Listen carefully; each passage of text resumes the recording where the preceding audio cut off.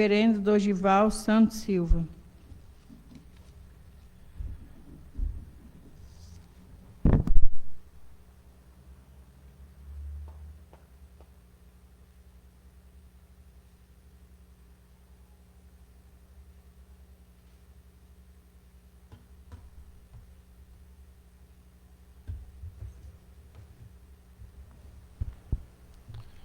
Bom dia a todos.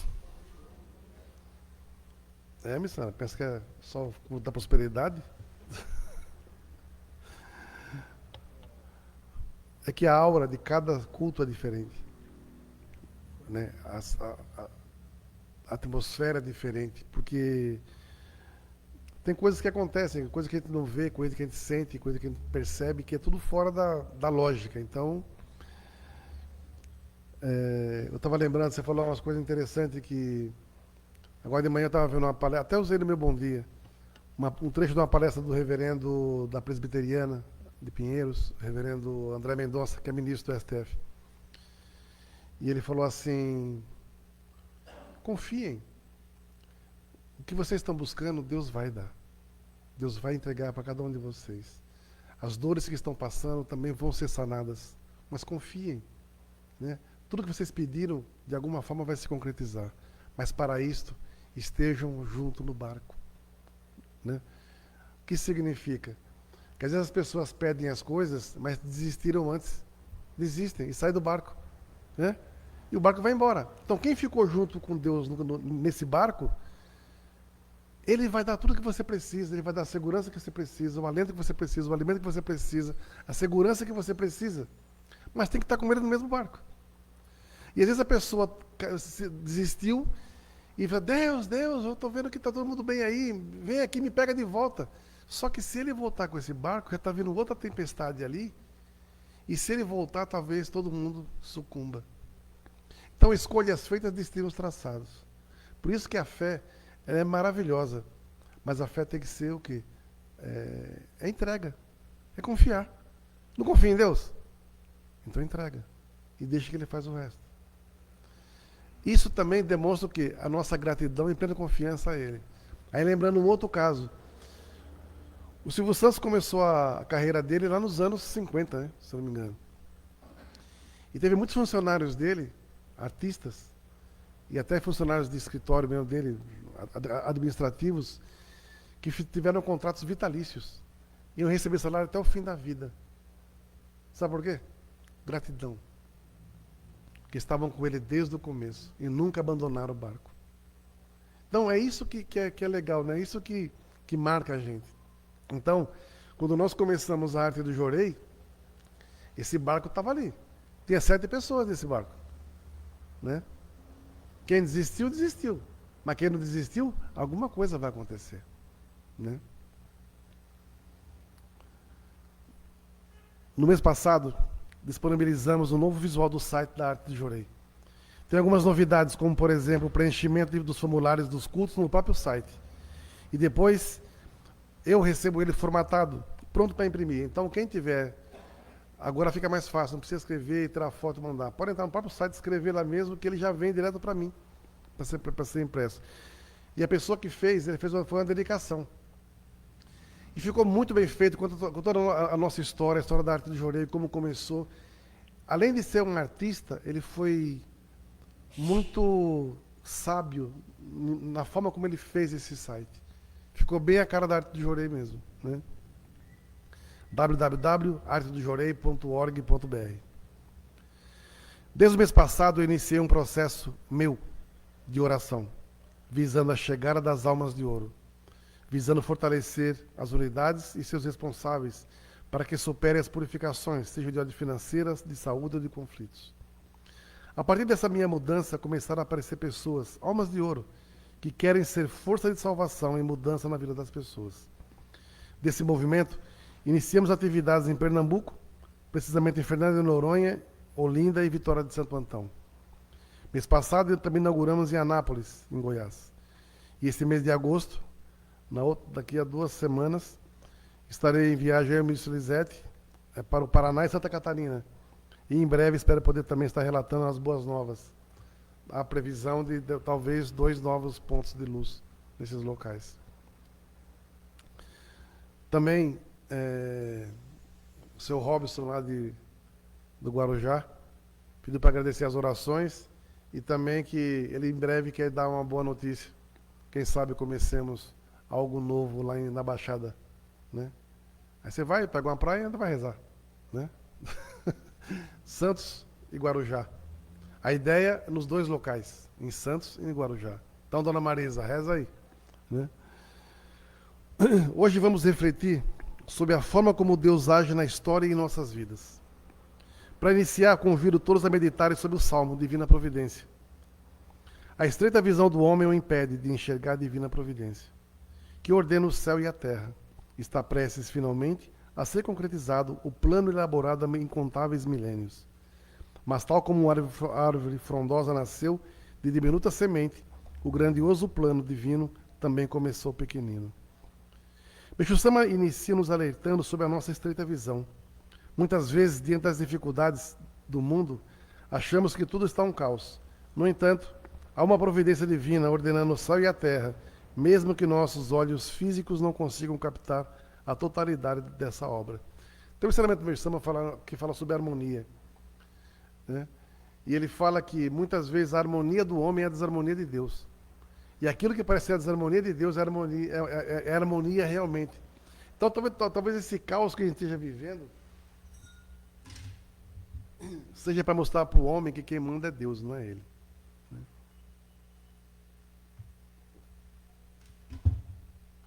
Tudo que o homem faz de forma mentirosa, desordenada, com outro tipo de interesse, Deus vai e puxa um fiapinho e cai todo o castelinho dessas pessoas. Então, muitas vezes a gente aparentemente pode estar fragilizado, caído, e as pessoas falam, bem feito, olha lá, se lascou, né? Só que de repente Deus está preparando. E quando a pessoa se levanta, é irreconhecível. Se vocês já assistiram o filme O Conde de Monte Cristo, lembra? A história dele é muito interessante, porque ele foi enganado, foi preso, foi jogado numa ilha, né? Acusaram de coisas falsas que ele não tinha feito, né? Eu esqueci o nome dele, eu decorei o nome dele. Como é que chama o nome dele mesmo? Ai, vou lembrar ainda, o Conde de Monte Cristo. E ele conheceu uma pessoa dentro da prisão, né? E quando ele, lá dentro, essa pessoa, ela era, se não me engano, era um frade. E ensinou muita coisa para ele. Dava aulas para ele, né? Isso parede com parede. Quando esse padre morreu, que ele acabou, tem que ver a história da coisa, ele deixou um mapa para ele, uma história para ele, de um grande tesouro. E daí surgiu o Conde de Monte Cristo, né? E quando voltou para se vingar, né, das pessoas que entre aspas, quiseram acabar com a vida dele, de repente ele acabou mudando até a própria história. Porque o que aconteceu? Após a vitória, após passar pelo inferno, ele quis voltar com sede de vingança. Só que Edmond Dantès. Só que depois disso, ele acabou mudando também como pessoa. Então, às vezes, Deus vai nos colocar em situações, pessoas vão nos trair, vão nos aprisionar, vamos jogar numa ilha deserta, para a gente se lascar todo lá. Mas, de repente, alguém vai surgir para te ensinar, para te dar apoio, para te preparar para algo muito maior. Nós vamos ser, talvez, o Edmond Dantès numa outra era. Só que a diferença é que nós não vamos voltar para nos vingar. Porque não vai precisar de nada disso. A nossa vingança, sabe qual vai ser? A nossa vitória. Que é a pior coisa para uma pessoa invejosa que quis nos destruir é ver você bem. É você te ver saudável, te ver rindo, te ver inteiro, né? Nós encontramos pessoas do lado de trás, do passado, quando nos veem, falam assim, pô, vocês não envelhecem? Vocês estão bem? O pessoal está assim, ó, tudo bem aí? Mais novo que a gente. É verdade, não é? Mas por quê? O que aconteceu com essas pessoas? Que nem a Edith. A Edith tem 78 anos, nem parece, né? Quando o pessoal vê, fala, nossa, você não envelhece? Não, né? É a luz. Né? Mas o que acontece? Nós dedicamos com alegria. Nós dedicamos porque nós estamos felizes. Ah, está doendo, mas está dedicando. Aí tá ruim, mas tá bom, mas tá dedicando. Sabe por quê? Porque isso aqui é a nossa fonte de energia, de rejuvenescimento. Aqui é a nossa fonte, aqui é o nosso frade, nosso frei, que nos dá alimento todo dia para que você fique bem. Sabe? Então a gente não pode desistir e achar que é o fim, que está preso numa masmorra. Essa masmorra é o que? A doença, pobreza e conflito. Mas não é o fim, não.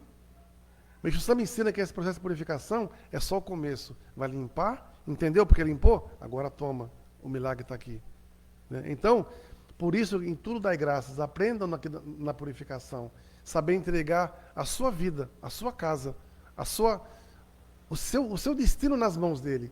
Confia, deixa que Deus guia. Aí não, você não confia em Deus, pega a sua vidinha e entrega para qualquer Zé Ruela de quinta que você encontra. Não, porque o fulano falou que é bom fazer tal coisa que vai dar certo. Não, porque falando, como é que está a vida dele? Como é que está a vida dele? Eu tive um caso esses dias de uma pessoa que foi... A gente orienta. A pessoa foi procurar um caboclinho lá. Nada contra os pai de santo, porque nós temos um monte de pai de santo aqui na igreja. Mas foi procurar aqueles que não valem um tostão furado. Que já prejudicou um monte de gente. Gastou os tubos. Eu falei, para quê? Se nós orientamos a fazer diferente do que ele orientou, e quando você estava fazendo, estava dando resultado. Foi seguir para ter pressa. A pessoa quer agilizar o processo. Se afundou. Pede dinheiro emprestado, gasta os tubos, para fazer isso, aquilo, outro, e se afundou. Eu falei, mas não tem dinheiro para fazer um donativo. Porque donativo não faz. Mas gasta 5 mil reais, 6 mil reais para fazer um trabalho com tranqueira. Não é uma coisa meio louca? Então, assim, as pessoas abandonam o barco e depois querem receber milagre. Mas eu era tão boa pessoa, dedicava tanto, foi no passado, não dedica mais, né? E as pessoas pensam que dedicação é ficar socado na igreja. Não é. A dedicação verdadeira é lá fora, na sociedade, com pessoas, com quem você lida. Né? É ali que você mostra que você é messiânico ou não. Não é estar messiânico, é ser messiânico. O apóstolo Paulo, em sua carta aos Romanos, fala assim, ele expressou exatamente essa mesma reverência diante do mistério e da grandeza da mente divina, que ultrapassa a nossa compreensão imediata. Ó profundidade da riqueza, da sabedoria e do conhecimento de Deus! Quão insondáveis são os seus juízos e inescrutáveis os seus caminhos. Está em Romanos. No segundo momento do Salmo, somos preenchidos por uma mensagem de esperança. O plano elaborado há milênios está prestes a se concretizar. Isso nos fala sobre o tempo de Deus. A história humana não caminha para o vazio, mas para um propósito maior de luz e salvação. Paulo também ensinava às primeiras comunidades que Deus age no tempo certo para revelar o seu mistério. Na carta aos Efésios, ele nos lembra que fazemos parte desse grande desígnio, descobrindo-nos no mistério da sua vontade, de fazer convergir em Cristo todas as coisas, tanto as que estão no céu como as que estão na terra. A conclusão do Salmo traz uma das leis mais belas da natureza e do Espírito. A árvore frondosa nasce de uma diminuta semente. O grandioso plano divino começou pequenino. Isso nos ensina a ter paciência e valorizar as pequenas boas ações do dia a dia, pois é nelas que reside a força da transformação mundial. Nós, como seres humanos, não sabemos o que vai acontecer daqui a 5 minutos. Na manhã, daqui a uma semana, daqui a um mês, né? Mas, dentro da vontade divina, dentro daquilo que você semeou, a colheita é inevitável. Só que, por exemplo, eu vejo que a arte do jorei, ou nós aqui, nós somos igual aqueles beduínos do deserto. Nós encontramos sementes de tâmaras e plantamos. Só que essas tâmaras que nós plantamos, não somos nós que vamos usufruir delas. Quem vai usufruir dessas tâmaras são as gerações vindouras, porque a tâmara demora trocentas décadas para poder crescer e dar frutos, não é? Só que talvez a nossa tamareira ela seja diferente, né? Porque Deus talvez esteja esperando a nossa maturidade espiritual. Para aí sim, depois dessa maturidade espiritual, nos dar aquilo que tanto desejamos. Porque veja, o que nós desejamos não é para nós. É para uma comunidade, para uma coletividade poder usufruir disso tudo. Adianta você ter riquezas absurdas e você usar só para seu proveito? Nós vemos tanta coisa na televisão. pastores, bispos, apóstolos, com fazendas, com aviões, com carrões, um monte de coisa e tal. Estamos na campanha do óleo benzido, que veio lá dos giros de não sei das quantas, para poder a campanha, mas coisa. Para quê, cara? Né? Então, assim, se você faz uma campanha para arrecadar um valor X, vende uma fazenda, vende um avião. Qual a dificuldade de você pegar um avião e viajar? Ou pegar um ônibus? Ah, cansa demais, velho, né? Então, assim, eu não vejo. Jesus andava no jumento, cacete. Andava no jumento, né? Quando não ia a pé, para tudo quanto é canto. O que impede essa cambada de também servir a obra divina de uma forma mais útil? Porque não é nosso. Quando a pessoa faz um donativo na urna, ou na conta da igreja, esse dinheiro é para a obra divina. E ele tem que ser usado para isso, de alguma forma. Então, muitas vezes, a pessoa quer ter luxo e prazeres que foge a sua competência. Né? Aí depois fala que as pessoas usam a conversa assim, Deus não gosta, Jesus não gostava de pobreza. Teve até um pastor que falou que Jesus era empresário e ele fazia móveis, que o pai era carpinteiro, porque ele tinha casa na praia. O seu Cine foi da Assembleia de Deus. Onde em raio está escrito na Bíblia que Jesus tinha uma casa na praia? Né? Não tem lógica. Lendo a história de Meixo Sama, e agora que a gente está aprofundando nas aulas aqui, né, tá pegando materiais assim antigos pra caramba, e cada vez mais eu tenho amigos no Japão que são especialistas na língua japonesa, vocês não têm noção como Meixo Sama foi traído. Vocês não têm noção quando o Meixo Sama em vida, ministros dele, reverendos dele, traíram o Meixo Sama, queriam tomar o lugar dele. Ninguém nunca falou disso. Não é? Imagina, você consegue imaginar isso? Quem é membro antigo? Meixo Sama, por isso tem ensinamento do Meixo Sama, que ele fala do vencer a ira.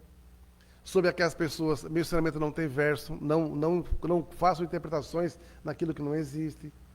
Falava sobre o controle do ego, humildade, treino de humildade. Sabe para quem era isso daí? Para esses caras. Teve alguns que eu tomei até um susto. Falei, não é possível. Né? Por quê?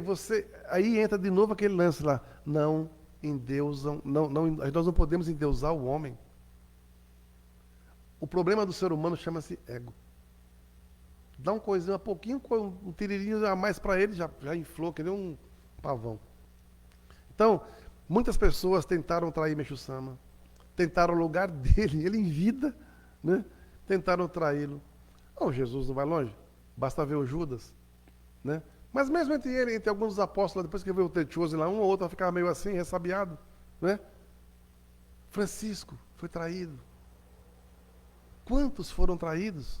Paulo. Essas cartas de Paulo, que ele mandava, era para corrigir conduta e postura dos discípulos e dos membros, que ele ia e falava assim, faça assim. Ele viajava, voltava para Jerusalém. Chegava lá, os caboclos lá deram uma vacilada lá, estão mudando o negócio lá. Por quê? Porque chegou os caboclos lá e quiseram mudar a história. Aí Paulo escrevia a carta. Oh, meu, não é assim não. Cuidado com os falsos apóstolos. Quem ensinou vocês o correto? Não foi eu? Então assim, assado. Então as cartas foram para corrigir postura. Gente, em todas as eras aconteceu isso. Em todas as eras aconteceu a mesma situação. E você pensa que na Jurei não teve a mesma coisa? Teve, ué. Eu vivo, gaiatão, o nego queria fazer graça aqui, ué. Né? Então assim, outro dia eu falei pro senhor Adilson, que tem uma pessoa que estava aqui que saiu. Eu falei, pô, até pensava nessa pessoa no futuro que fosse meu sucessor, né? Aí vai que eu morro. Aí o senhor falou assim, você morre, terror, reunião, né? Aí tá lá, olha, a partir de hoje não vai ter mais sala da paz, a partir de hoje não vai ter mais oferenda, acabou as oferendas, que é uma babaquice isso aqui, vai ficar um peão aqui na porta aqui entregando envelopinho, a palestra aqui é 5 minutinhos, vaza, né? Eu falei, só Deus, já deixa um cabo, um taco de beisebol do lado, porque é a conta de eu incorporar, eu descer a marreta em meio mundo, bicho. Eu vou incorporar, bicho. Pode ter certeza, né? Eu incorporo em mulher, em homem, que o diabo que é quatro, mas vou incorporar, vou descer o mamona em vagabundo, né? Então, assim, imagina. A gente dá risada, mas pensa na sua história. Não é? Pensa na sua história. Você começou uma coisa, você ensinou de um jeito e você vira as costas, nego. Eu acho mais. Não gosto, eu gosto do meu jeito. Querem que acabe as oferendas? Quer que tire as oferendas? Porque é feio? A pessoa falou que é feio ter oferenda no altar. A sala da paz, a pessoa que é uma babaquice na sala da paz. Imagina. Então, assim, jorei então, para que jorei? Como disse uma. Vocês perdem muito tempo com o jorei. Eu, quando estou doente, eu vou no médico e me entupo de remédio. Vocês ficam de boca aberta esperando o milagre do jorei? Então, assim, aí você imagina, falei, cara, onde foi que nós erramos? Nós não erramos. Sabe por quê? Porque nós confiamos. Entregamos a missão. A pessoa não soube valorizar o tesouro que recebeu nas suas mãos. Então imagina o que Meixo Sama deve ter passado, o que Paulo passou, que para nós doeu. Imagina para eles. Não é? Imagina para eles naquela época. Meixo Sama recebia doação de arroz, na época da guerra, do pós-guerra, que não tinha, e dividia com os membros que não tinham o que comer. Jesus fez o pão, fez o peixe, se multiplicar, né? Fez o vinho, os caboclos encheu o caneco, né? Então assim, e quantos distorceram o que ele falou? Criaram assim, interpretações que não existem? Então esse cuidado nós temos que ter. Nós temos que ser guardiões do sagrado, né? Nós temos que ser guardiões do sacrário. Tem até um ensinamento do Meixo Sama que fala mais sobre isso. Não é nem Meixo Sama, é um outro ministro. Nós temos que ser o sacrário do divino. O que é sagrado tem que ser preservado. Se você não gosta, desculpa, meu brother, vai tocar em outro terreiro, bicho. Não vou mudar porque você não gosta. É assim. Nós temos pai de santo, temos padre, temos psicólogos. Não é religioso, não. Tem psicólogo, tem pessoas espíritas, pessoas de várias vertentes, né? Só que ninguém deturpa o que Meixo Sama ensinou.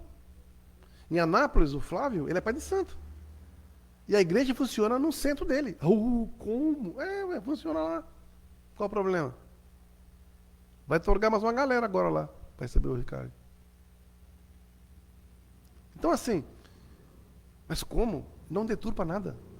O pai Lazinho, quando vem aqui e fala, em algum momento ele distorce o que o Meixo Sama fala? Pelo contrário. Então assim, as pessoas, muito é o ego. O ego de pessoas que querem ser aquilo que elas jamais vão ser. Que elas fazem questão de aparecer, mas sempre da forma negativa.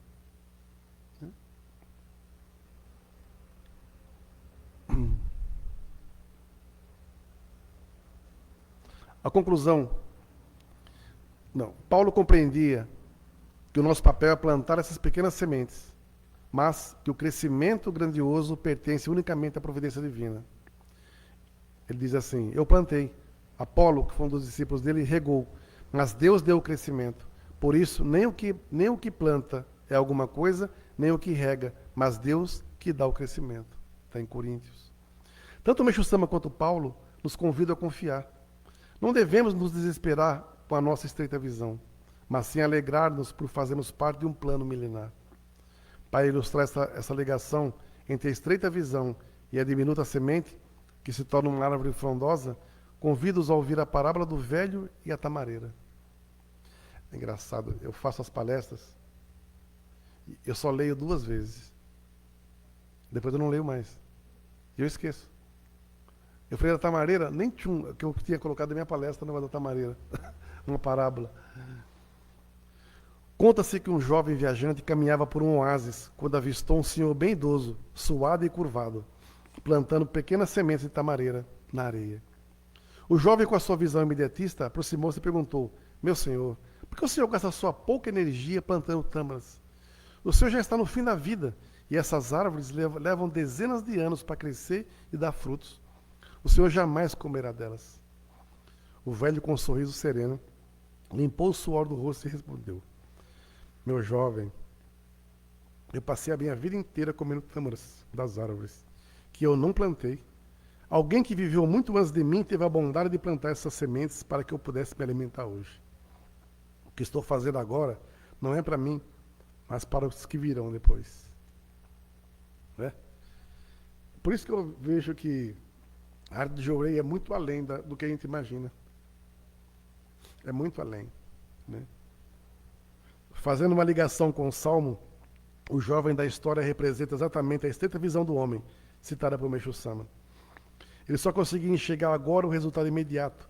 Já o idoso compreendia o grandioso plano. Ele sabia que a sua diminuta semente se tornaria uma árvore frondosa para abençoar o futuro. Ele estava fazendo a sua parte plantando, confiando naquilo que Paulo nos ensinou, que é Deus quem no silêncio dos anos dará o crescimento. Essa história nos dá uma imagem visual muito forte e nos ajuda a entender o que o nosso esforço de hoje é a base do plano divino de amanhã. Que todos nós possamos entender que a entrega confiante desse novo mês significa exatamente isso: tirar os olhos do relógio da nossa ansiedade e acertar o nosso coração com o calendário de Deus. Entregar não é cruzar os braços, é plantar a semente com as mãos sujas de terra, mas com a alma lavada pela certeza de que o Pai cuidará da colheita. Para levarmos isso para o nosso mês, deixo 3 reflexões práticas. Mesmo no caos aparente, a providência divina está agindo. É confiar na ordem invisível. Um pequeno gesto de amor, um joreio, uma palavra de conforto são as sementes da árvore frondosa do amanhã. É o plantar a sua semente. Faça a sua parte com dedicação e entregue os resultados à vontade divina. Deixe o crescimento com Deus. E para selarmos esse compromisso, convido a todos a fechar os olhos, 1 minutinho só, e levar seus pensamentos.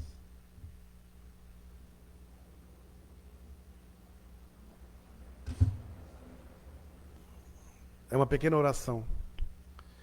Deus Supremo Criador e Meixo Sama, nesse culto mensal de ação de graças, elevamos nossos corações em profunda gratidão pela vida e por fazermos parte de vosso grandioso plano de luz. Muitas vezes, Senhor, a nossa estreita visão nos traz ansiedade e nos impede de enxergar a vossa divina providência, que age silenciosamente, ordenando o céu e a terra. Pedimos perdão pelas nossas inquietações e rogamos que ilumine os nossos olhos espirituais. Concedei-nos a sabedoria, a paciência e o amor do velho plantador de tamareiras, que possamos ter a força e a humildade para, todos os dias, semear as diminutas sementes do amor, do joreio e da compaixão, pensando não apenas no nosso benefício imediato, mas na felicidade das gerações que virão. Nós nos comprometemos a plantar e a regar com dedicação, mas entregamos a vós, com total e serena confiança, o tempo do crescimento e da colheita. Que nesse novo mês de agosto, a nossa ansiedade dê lugar à paz e que possamos viver a verdadeira entrega, sabendo que a vossa vontade é sempre perfeita. Muito obrigado por nos guiar, nos abençoar hoje e sempre. Essa é a oração para encerrar. E só mais um aviso. O pessoal da saúde veio me visitar aqui, e veio com a médica, e pediram para nós cedermos o espaço da Arte de Jourei 2 vezes por mês para receber os idosos aqui da região para vir passar por uma sessão aqui de consultas, né? Um acompanhamento médico aqui. Então, 2 quartas-feiras do mês, das 9h30 da manhã até meio-dia, eles vão vir para cá. Né? Então, vai começar agora, dia 5, é o dia do culto da família. Né? Então, quem puder vir de manhã, para dar um help para a gente aqui, porque eu não sei como é que vai ser. Né? Então, como eles vão sentar aqui, e nós vamos estar mestrando o Jourei aqui, uma coisa pode chamar a outra. Né? E a médica veio aqui e ficou encantada com a igreja, com o que ela viu. Falou, nossa, os meus velhinhos vão adorar isso aqui. Né? Então, quem quiser vir dedicar nesse dia, vai ser agora dia 5 e a outra, se não me engano, é dia 29. Né? É uma quarta-feira, a última quarta-feira do mês. Então, assim, é uma forma também, a pessoa aqui da região, de conhecer também a arte do Jourei. Né? Então, um bom mês a todos, que possamos realmente preparar nossas sementes. E alguns já vão colher. Né? Mas, acima de tudo, que sejamos realmente merecedores de tudo aquilo que nós vamos colher. Obrigado a todos e uma boa missão.